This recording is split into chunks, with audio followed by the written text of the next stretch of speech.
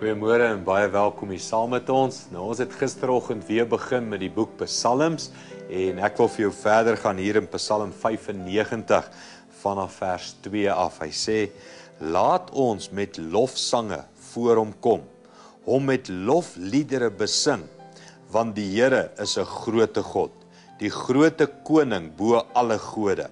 Die dieptes van die aarde is in sy hand. Selfs die toppe van die berge is syne. Die see is syne. Hy het dit gemaak. Sy hande het die droë grond gevorm. Kom laat ons aanbid en neerbuig en kniel voor die Here, ons Maker. Hy is ons God en ons is sy volk, die skape onder sy sorg. Waaroor dit hier gaan is, God het alles gemaak. God is groot.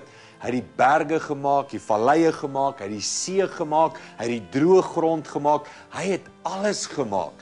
En dan sê die skrywer, en hy het jou gemaak. Hy is ons Maker. En ons kan voor hom neerval en kniel en buig en sê, Here, ons is in u hand. U is in beheer. U weet wat u doen.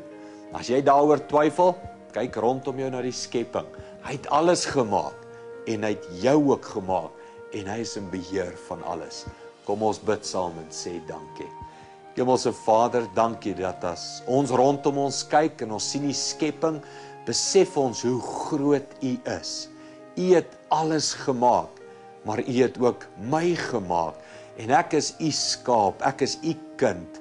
Dankie daarvoor, Here, in Jesus naam. Amen. Goed gaan en sien weer môre.